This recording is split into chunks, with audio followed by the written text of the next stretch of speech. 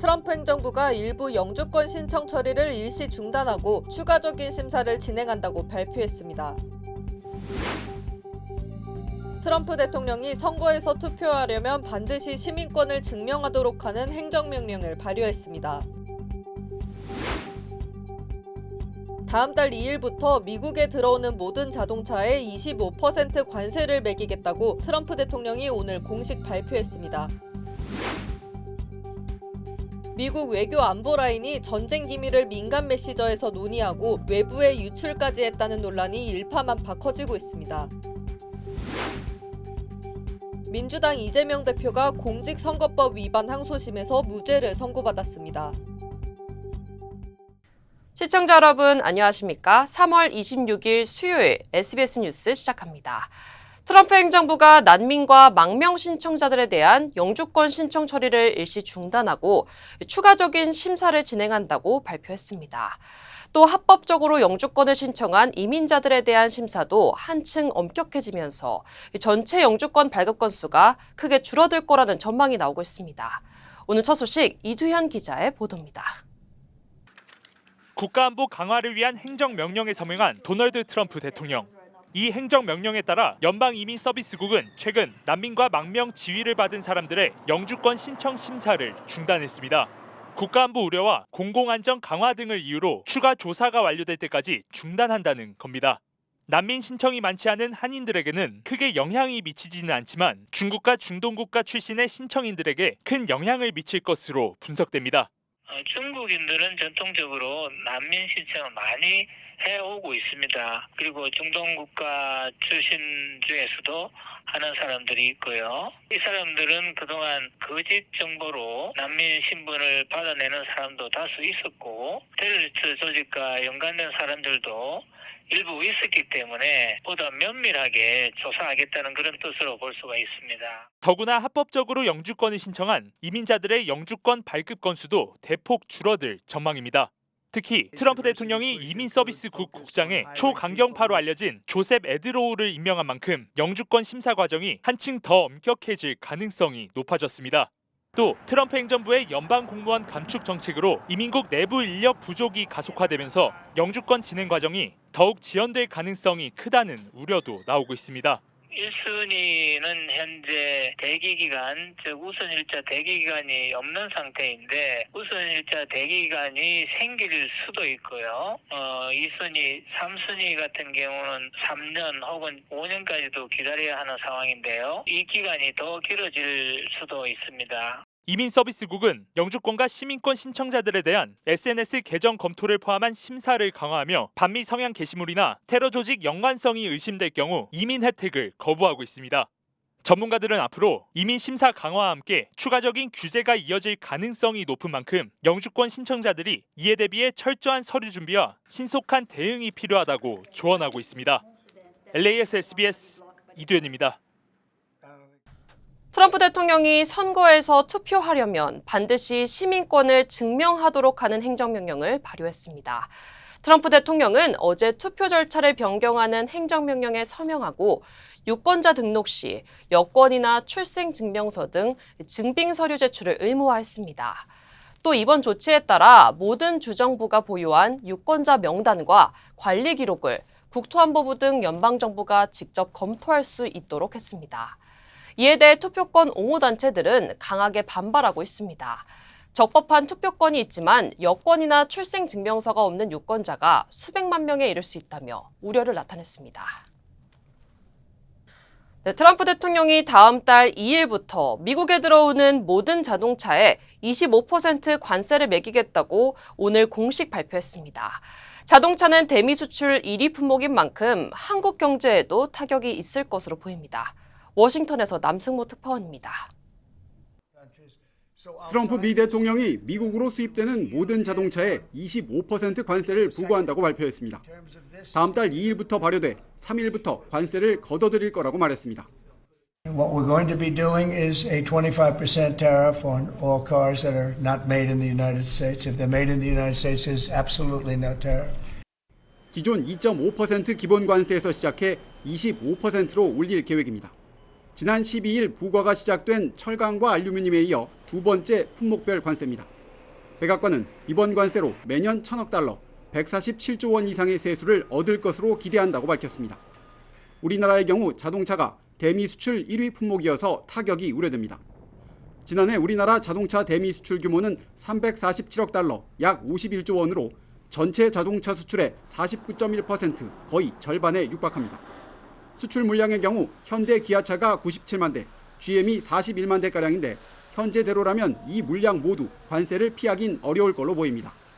트럼프는 다음 달 2일 상호관세 부과도 재확인해 관세 여파가 어디까지 미칠지 가늠하기 어렵게 됐습니다.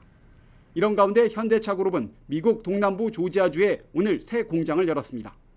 I can say with confidence, I have never been more optimistic about building the future of mobility with America, in America.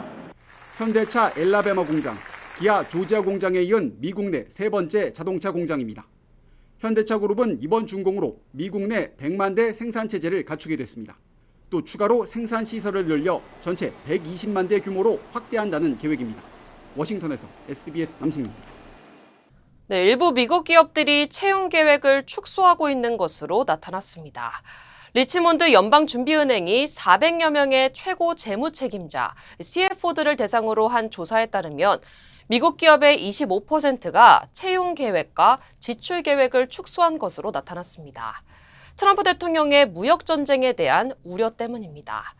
응답자 중 절반 이상은 미국이 올해 하반기에는 경기 침체에 빠질 것으로 예측하기도 했습니다. 또 트럼프 대통령의 당선 직후 CFO들에게 가장 중요한 문제를 물었을 때 관세는 10%에 불과했으나 지금은 1위로 급상승한 것으로 조사됐습니다. 연방질병통제예방센터 CDC가 코로나19 대응을 위해 배정됐던 약 110억 달러, 하나로 약 16조 원 규모의 보조금을 회수한다고 밝혔습니다. 보건복지부는 팬데믹이 종료됨에 따라 더 이상 납세자의 돈을 낭비하지 않겠다는 입장을 밝혔습니다. 이에 따라 일부 주에서는 공중보건 인력 감축이 불가피해지면서 보건 서비스 축소에 대한 우려도 커지고 있습니다. 네, 미국 외교안보라인이 전쟁 기밀을 민간 메시지에서 논의하고 외부에 유출했다는 논란이 일파만파 커지고 있습니다. 오늘 열린 연방하원 상임정보위원회 청문회에서 털시 게버드 국가정보국장은 군사계획을 일반 메시징 앱에서 사용하는 것은 전혀 문제가 없다고 반박했습니다. 트럼프 대통령도 이번 사건을 마녀사냥이라고 강조했습니다. I think it's all a witch hunt, that's all. I think it's a witch hunt. I wasn't involved with it. I wasn't there, but I can tell you the result is unbelievable because the Houthis are looking to do something that 하지만 마크 루비오 국무장관은 잡지사인 디 애틀랜틱의 제프리 골든버그 편집장을 그룹 채팅에 초대한 것은 누군가의 실수임은 분명하다는 공식 입장을 내놨습니다. 민주당도 최악의 보안 실패 사례라며 피트 헤그세스 국방장관과 마이클 월츠 국가안보보좌관의 사임을 촉구했습니다. 백악관은 오늘 브리핑에서 기밀 자료는 공유되지 않았으며 잡지사 편집장이 어떻게 채팅방에 추가됐는지 조사에 착수했다고 밝혔습니다. 미국에서 대통령이 선포하는 대형 재난 사태가 지난해 역대 최다를 기록했습니다. 2024년 한 해 동안 미국 전역에서 모두 90건의 대형 재난이 발생해 연평균 55건의 거의 2배 가까운 수치를 보였습니다. 연방해양대기청은 지난해 발생한 기후나 기상 관련 재난 가운데 27건이 각각 10억 달러 이상의 피해를 초래했다고 밝혔습니다. 또 미국 전체 인구의 41%가 대형 재난이 선포된 지역에서 거주한 것으로 조사됐습니다. 전문가들은 최근 심화된 기후변화를 자연재해 증가의 가장 큰 원인으로 지목하고 있습니다. 아이오와주의 한 주택에서 폭발 사고가 발생해 한 명이 숨지고 한 명이 다쳤습니다. 아이오와주 워터로 소방국은 오늘 새벽 2시 30분쯤 세이저 에베뉴 인근의 주택에서 폭발이 일어났다고 밝혔습니다. 폭발로 인해 주택에 거주하던 한 남성이 숨지고 또 다른 한 명이 부상을 당했습니다. 폭발로 인근 주택들이 파편에 의해 피해를 입었으며 일부 지역에서는 정전도 발생했습니다. 당국은 현장에서 가스 누출을 발견했으나 정확한 폭발 원인은 아직 확인되지 않았다면서 사고 원인을 조사 중이라고 전했습니다. 텍사스주 휴스턴에선 10대 소녀 3명이 어머니가 와이파이를 차단했다는 이유로 흉기를 휘두르는 사건이 발생했습니다. 경찰에 따르면 지난 일요일 밤 14살, 15살, 그리고 16살인 세 딸은 인터넷 접속이 차단되자 어머니를 공격했습니다. 도망치던 어머니는 벽돌에 맞았으며 이를 막으려던 70대 할머니도 밀쳐 넘어졌습니다. 경찰은 소녀들에게 살해 시도와 가중폭행 혐의를 적용해 체포했으며 현재 3명 모두 해리스 카운티 소년원에 수감된 상태입니다. 매사추세츠주 보스턴 지역에서 상점들이 잇따라 절도 피해를 입는 일이 벌어졌습니다. 첫 번째 사건은 오늘 새벽 2시 30분쯤 발생했습니다. CCTV 영상에는 복면을 쓴 3명의 용의자가 벽돌로 유리문을 깨고 침입해 현금을 훔치는 장면이 포착됐습니다. 약 30분 후 인근 다른 매장에서도 유사한 방식으로 침입이 이루어졌으며 용의자들은 현금과 전자담배 등을 훔쳐 달아났습니다. 같은 날 새벽 3시 40분쯤에는 또 다른 매장에서 침입 절도 사건이 발생했으며 여러 상품과 현금이 도난당했습니다. 경찰은 이 세 사건이 서로 연관되어 있을 가능성을 두고 용의자들을 추적 중입니다. 비디오 게임 전문점인 게임스탑이 추가적인 지점 폐쇄를 예고했습니다. 게임스탑은 앞으로 몇 달에 걸쳐 상당수의 지점을 폐쇄할 계획이라고 밝혔습니다. 한때 전 세계에 6천여 개의 매장을 운영했던 게임스탑은 현재 3,200개로 급감한 상황입니다. 게임스탑은 게임 시장이 스트리밍 중심으로 전환되는 과정에서 소비자의 지출 변화에 적응하는 데 어려움을 겪어왔습니다. 한국 소식입니다. 민주당 이재명 대표가 공직선거법 위반 항소심에서 무죄를 선고받았습니다. 피선거권 상실령이 나왔던 1심 결과가 2심에서는 모두 뒤집힌 겁니다. 먼저 김지욱 기자의 보도입니다. 이재명 민주당 대표의 공직선거법상 허위사실 공표 혐의 항소심 선고 공판에서 재판부는 징역 1년에 집행유예 2년을 선고한 1심 판결을 깨고 이 대표에게 무죄를 선고했습니다. 1심 재판부가 유죄로 본 두 가지 쟁점에 대해 모두 원심 판단을 뒤집은 겁니다. 재판부는 우선 이 대표가 지난 2021년 민주당 대선 후보 경선 과정에서 김문기 전 성남도시개발공사 개발 1처장을 모른다고 한 것, 또 성남시 백현동 한국식품연구원 부지 용도 변경이 국토교통부 협박에 따라 이뤄졌다고 발언한 것 모두 허위 사실에 해당하지 않는다고 판단했습니다. 1심 재판부는 이 대표의 김 전 처장 관련 발언 중 함께 골프를 치지 않았다는 주장에 대해 허위 사실에 해당한다고 봤는데, 항소심 재판부는 거짓말한 걸로 볼 수 없다며 허위 사실 공표에 해당하지 않는다고 판단했습니다. 또 국토부 협박으로 백현동 부지 용도 지역을 변경했단 이 대표 측 주장도 과장한 표현일 수 있지만 허위로 보긴 어렵다고 봤습니다. 재판부는 이 대표가 허위사실 공표죄 처벌을 규정한 선거법 조항이 위헌이라며 신청한 위헌법률 심판제청 2건에 대해선 각각 기각, 각하했습니다. 재판을 마치고 나온 이 대표는 정의에 기반해 판결해준 재판부에 감사하다면서도 검찰에는 날을 세웠습니다. 이제 검찰도 자신들의 행위를 좀 되돌아보고 더 이상 이런 공력 낭비하지 않기를 바랍니다. 사필 기정 아니겠습니까? 앞서 서울 서초동 법원종합청사 인근에선 시민단체들의 맞불 시위가 열렸는데 선고 결과가 알려지자 이 대표 지지자들은 환호한 반면 윤석열 대통령 일부 지지자들은 격양된 모습을 보이기도 했습니다. SBS 김지욱입니다. 검찰은 이번 판결이 상식에 부합하지 않는 판단이라며 곧바로 상고했습니다. 이어서 백운 기자입니다. 검찰은 징역형의 집행유예를 무죄로 뒤집은 항소심 판결의 상고에 대법원 판단을 받기로 했습니다. 검찰은 항소심 재판부가 일반 선거인들의 생각과 너무나 괴리된 경험칙과 상식에 부합하지 않는 판단으로 법리를 오해한 위법이 있다며 이를 바로잡겠다고 밝혔습니다. 이에 따라 1심과 2심 판단이 갈린 이재명 민주당 대표의 선거법 위반 혐의 판단은 이제 대법원이 합니다. 공직선거법 270조에 따르면 선거법 위반 사건 재판은 다른 재판보다 우선에 신속히 해야 하고 2심 선고 뒤 반드시 3개월 이내 3심 선고를 해야 한다고 규정하고 있습니다. 이에 따르면 6월 26일 전에 확정 판결이 나와야 하는데 그동안 이 재판 기간 규정은 잘 지켜지지 않았습니다. 하지만 재판 지연을 막기 위해 조희대 대법원장이 선거법상 재판 기간 준수를 강조하고 있어 신속한 심리가 이뤄질 수 있습니다. 다만 법조계에선 윤석열 대통령 탄핵 심판 결과 조기 대선이 현실화한다고 해도 대선 결과가 나오기 전에 이 사건 확정 판결이 이뤄지긴 어렵다는 전망이 나옵니다. 대법원이 본격 심리에 돌입하기 전 형사소송법이 규정한 소송 절차를 거치는 데만 실무적으로 한 달 이상이 소요되고 이 대표 측이 대법원의 소송 기록, 접수 통지서 송달을 거부할 경우 대법원이 수개월 동안 심리를 시작하지 못할 수도 있습니다.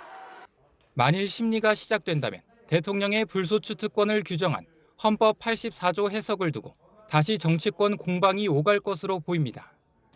앞서 민주당은 대통령의 불소추 특권에 따라 내란 또는 외환의 죄가 아니니 재판이 중지돼야 한다고 주장했고, 국민의힘은 형사상 소추는 기소를 뜻하고 재판은 진행돼 선고가 내려져야 한다며 상반된 입장을 보였기 때문입니다. 결국 이 대표의 향후 정치 행보는 윤 대통령 탄핵 심판 선고와 더불어 앞으로 3개월 대법원의 심리 속도에 달렸다는 분석이 나옵니다. SBS 백운입니다. 네, 민주당 이재명 대표 무죄 선고로 관심은 다시 윤석열 대통령 탄핵 선고를 앞둔 헌법재판소에 쏠리고 있습니다. 어제도 선고일이 정해지지 않으면서 이번 주 선고가 아닌 다음 달로 미뤄질 가능성이 높아졌습니다. 편광영 기자가 보도하겠습니다. 헌법재판관 8명이 어제도 평일을 마쳤지만 윤 대통령 탄핵 사건 선고기일은 발표되지 않았습니다. 안전조치 등 문제로 최소 이틀 전 선고기일을 통지해야 하는 점과 오늘 오전 일반 사건 40건에 대한 정기 선고가 예정된 점을 고려하면 이번 주 선고는 힘들 걸로 보입니다. 재판부는 지난달 25일 변론이 종결된 후 매일 오후 평일을 한다는 원칙을 정해두고 수시로 윤 대통령 탄핵 사건 심리를 이어가고 있습니다. 한 달 넘게 수기를 이어가는 건데 윤 대통령 탄핵 사건을 최우선 심리하겠다는 당초 방침과는 다른 모습입니다. 이재명 대표의 공직선거법 위반 2심 선고 결과가 나온 직후 선고기일을 통지하면 탄핵 심판 심리에 정치적 고려를 한 거 아니냐는 의혹이 제기될 수 있어서 선고기일 통지마저 다음 주 이후에 하게 되면 선고일은 4월로 넘어갈 가능성이 있습니다. 다만 헌재 관계자는 이재명 대표의 오늘 선고 결과와 윤 대통령 사건 선고는 전혀 무관하다고 거듭 강조했습니다. 예상보다 윤 대통령 선고가 늦어지고 있지만 법조계 일각에선 문영배 헌재소장 권한대행과 이미선 재판관 임기가 끝나는 4월 18일 전에는 결과가 나올 거란 전망이 나오는 가운데 헌재 측은 심리가 마무리되어야 파면 여부를 결정하기 위한 평결에 돌입할 수 있다는 원론적인 입장만 밝히고 있습니다. SBS 편광현입니다. 김정은 북한 노동당 총비서가 자폭형 무인기와 함께 북한판 공중조기 경보기 성능을 참관하는 모습이 노동신문에 공개됐습니다. 노동신문은 김정은이 그제와 어제 무인 정찰기와 자폭 공격형 무인기, 정찰 및 정보 수집 수단들과 전자교란 공격체제 성능을 파악했다고 보도했습니다. 북한이 공개한 사진에는 비행기 상단에 레이더돔을 장착해 북한판 공중조기 경보 통제기로 보이는 듯한 비행기를 김정은이 참관하는 모습이 담겼습니다. 북한이 공중조기 경보 통제기로 보이는 비행기를 공개한 것은 처음입니다. 한국처럼 일본도 산불에 시달리고 있습니다. 강한 바람에 나흘째 불길이 잡히지 않고 있는데 만여 명에 달하는 주민들에게 대피 명령이 내려졌습니다. 도쿄에서 박상진 특파원의 보도입니다. 산불로 인한 연기가 온 마을을 뒤덮었습니다. 지상과 상공에서 연신 물을 뿌리며 화재 진압에 나서지만 좀처럼 불길이 잡히지 않습니다. 산에서 시작된 불은 민가까지 내려와 가옥과 창고 등 9채를 완전히 태웠습니다. 山火事の延焼でしょうか。住宅からものすごい勢いで炎が上がっています。 지난 23일 에이메현에서 발생한 산불로 지금까지 306헥타르 면적이 잿더미가 됐습니다. 여의도 전체 면적과 비슷하고 축구장 400개가 넘는 크기입니다. 이 지역에서만 주민 7,500여 명에게 대피 명령이 발령됐습니다. 불길은 지역 송전선도 위협하고 있는데 시 전역 7만 6천 가구의 전기 공급이 전면 중단될 위기입니다. 인근 오카야마현 산불 피해 면적도 점점 커지고 있습니다. 311헥타르가 불에 탔고 대피명령 인원도 2,133명으로 늘었습니다. 어제 규슈 미야자키현에도 산불이 발생하면서 대형 산불 지역은 3곳으로 늘었습니다. 초속 10m가 넘는 강풍과 높은 기온, 건조한 날씨가 쉽게 불이 나는 조건을 만들고 있습니다. 森が極端に乾燥する、火災が拡大するような気象条件っていうのが増大するっていうようなことが言われています。 기상청은 내일 밤부터 산불 피해 지역에 비가 올 것으로 예보했지만 자연 진화가 될 정도의 양이 아닐 수 있다면서 경계를 늦추지 말라고 당부했습니다. 도쿄에서 SBS 박상진입니다. 한인 입양인들의 민원을 전담하는 창구가 한국 재외동포청에 설치됐습니다. 각 지역 주요 한인사회 소식 이원정 기자입니다. 한미연합회가 내일까지 산불 피해 주민들의 지원 신청을 돕는 클리닉을 개최합니다. 한미연합회는 연방재난관리청 직원이 직접 방문해 한국어로 FEMA 산불 피해 지원 프로그램에 대해 설명을 하고 지원 프로그램과 SBA 신청 절차를 도울 계획이라고 밝혔습니다. 이번 클리닉은 한미연합회 사무실에서 오후 4시부터 8시까지 진행되며 파손된 집의 상태, 보험 정보, 소셜 정보 등 서류를 준비해 방문하면 됩니다. 한인이 사상 처음으로 캘리포니아주 공화당 부의장에 선출됐습니다. 오렌지 카운티 공화당 제1부의장을 지낸 잔박 씨는 세크라멘토 스프링 컨벤션에서 개최된 연례 캘리포니아주 공화당 전당대회에서 당선됐다고 밝혔습니다. 박 부의장은 광고 대행사 에이트 호이즈를 운영하며 얼바인과 인근 지역에서 풀뿌리 운동을 이끌고 있습니다. 홈케어가 필요한 시니어가 가족을 간병인으로 지정하는 간병인 지정 프로그램 등록 기간이 한 달 연장됐습니다. 주 보건국은 주정부가 에이전시를 대폭 줄이면서 4월 1일까지 신규 등록을 해야 했지만 홍보가 부족해 바뀐지 모르는 시니어들이 많다며 4월 30일까지 등록을 마치면 소급 적용해 비용을 지불할 방침이라고 밝혔습니다. 한인 입양인을 위한 민원을 전담하는 창구가 한국에 설치됐습니다. 재외동포청은 서울 종로구 재외동포청 서비스 지원센터에 입양인 전담 창구를 설치했으며 영어가 능통한 전문 상담원을 배치해 쉽게 민원을 접수할 수 있도록 했습니다. 이곳에서는 입양인의 친생부모 찾기 유전자 검사와 입양 정보 공개 청구 등을 제공합니다. 지난 21일 LG 에너지솔루션과 현대차그룹의 합작 공장에서 사망한 피해자는 한인인 것으로 밝혀졌습니다. 경찰은 오후 4시 45분쯤 브라이언 카운티에 있는 제조시설 부지에서 한인 배모 씨가 몰던 지게차에 깔려 45세 유모 씨가 사망했다고 밝혔습니다. 직업안전보건청은 사고 원인을 정밀 조사 중입니다.